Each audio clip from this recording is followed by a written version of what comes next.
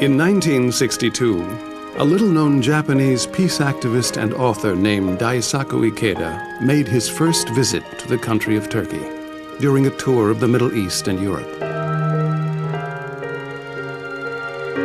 The purpose of his trip was simple. He wanted to make friends with people from cultures other than his own and take even a small step toward breaking down the barriers that existed between East and West.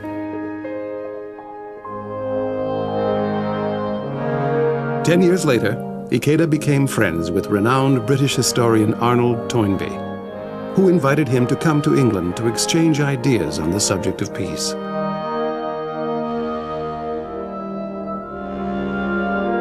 Toynbee, whom Time magazine called an international sage like Einstein and Schweitzer, had also visited Turkey many years earlier, at a time when Turks and Muslims were vilified across Europe.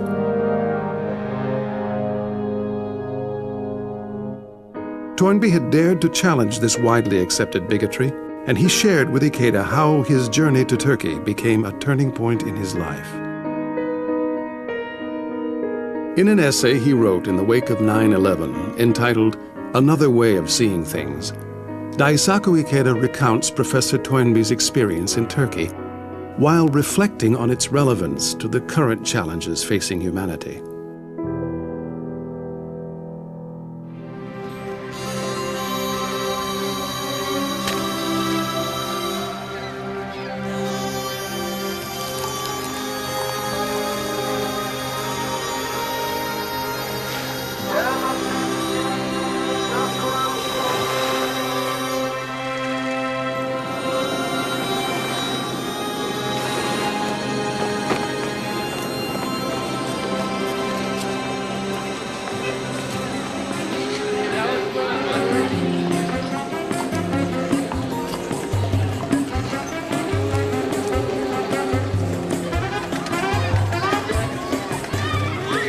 I have long felt that Turkey, as a country pivotally linking East and West, North and South, has a unique role to play in promoting peace and understanding.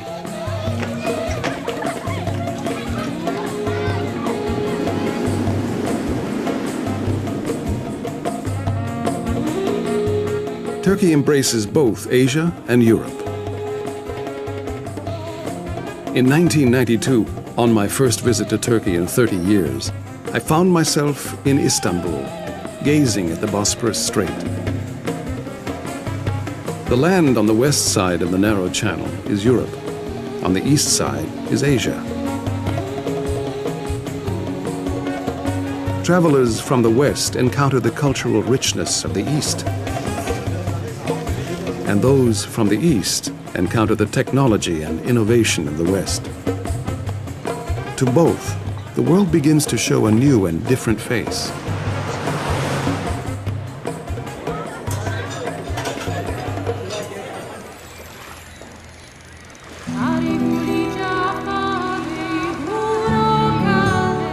Turkey is the land of the poet Homer's birth. It was crossed by the conquering Alexander the Great. Classical Greek civilization once flourished here. During the Byzantine Empire, it was the leading center of the Christian world. And later, under the Ottoman Turks, it was the heart of Islamic civilization.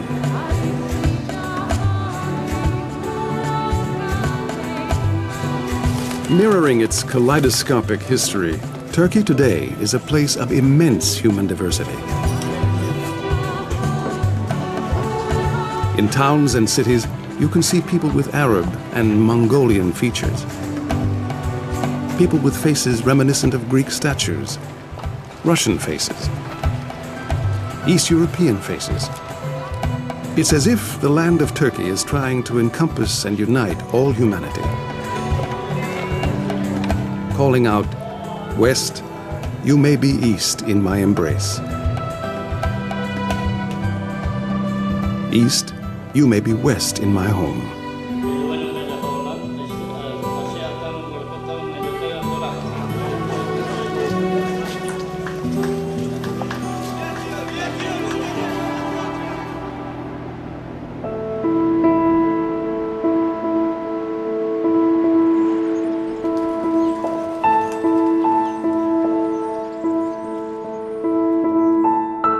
I have fond memories of the historian Arnold Toynbee.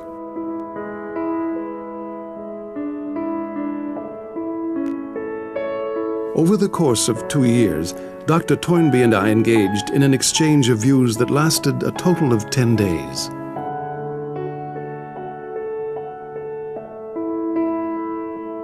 For Toynbee, Turkey had a special significance because it was events he witnessed there that propelled him to become a pioneer in looking beyond the Eurocentric view of history. During our conversations in his London apartment, he told me that he once lost his job at London University because he had angered people prejudiced against Turks with his straightforward reporting of events in Turkey.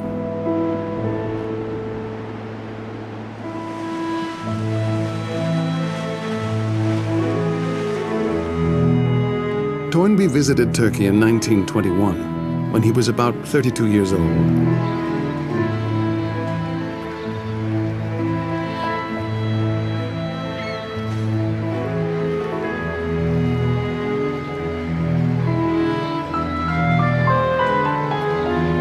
He had gone to observe the Greco-Turkish War that had been raging for 2 years. Turkey, 1921. Greek forces moved deep into the land of the harem and the fez. Turkish nationalists retaliate, slaughtering Greeks and causing untold misery. Greek soldiers push forward, determined to reclaim the land of their forefathers.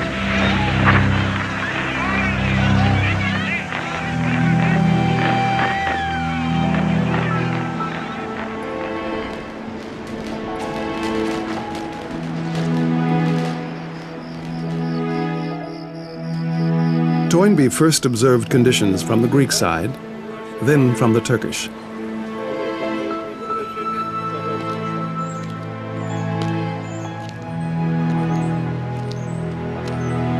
For Toynbee, who believed in St. Augustine's injunction, "Hear the other side," this was absolutely crucial. And he placed particular importance on listening to the side that was the more in danger of not being given a fair hearing.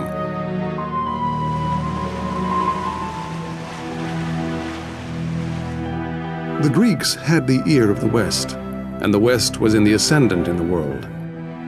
I was familiar with the Greeks' case. I felt it could take care of itself.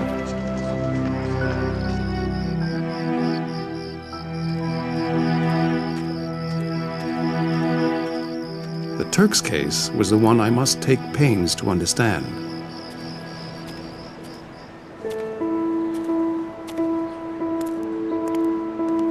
Toynbee traveled to a town where Turkish civilians had been massacred.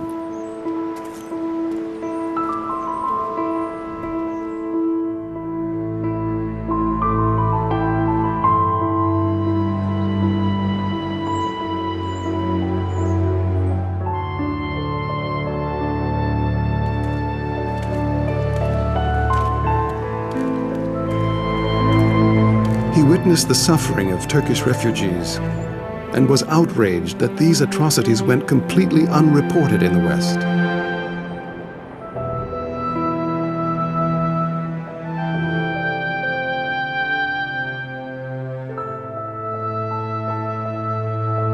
Writing down the facts exactly as he'd seen them, he wired his reports to the Manchester Guardian, a leading British newspaper. The editor of the paper courageously published the full contents of Toynbee's reports. But journalistic integrity would come at a price. For centuries, the Turks had been portrayed in the West as uncivilized savages.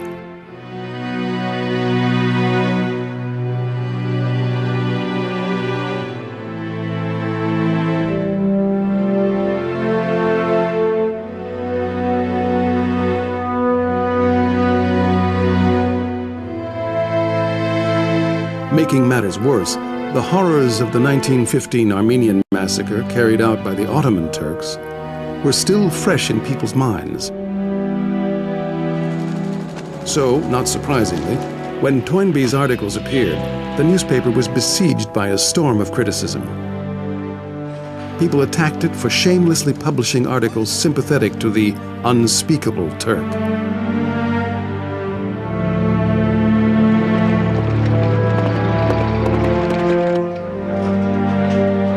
But the paper's courageous stance of refusing to bend to what Toynbee saw as prejudice against Muslims shines to this day.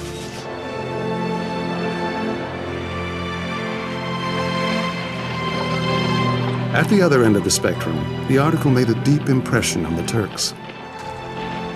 They were astonished that a young Englishman had visited a Turkish refugee camp, that he'd impartially recorded what he saw, and that a British newspaper had actually published it. It was the first time their side of the story had been conveyed to the world.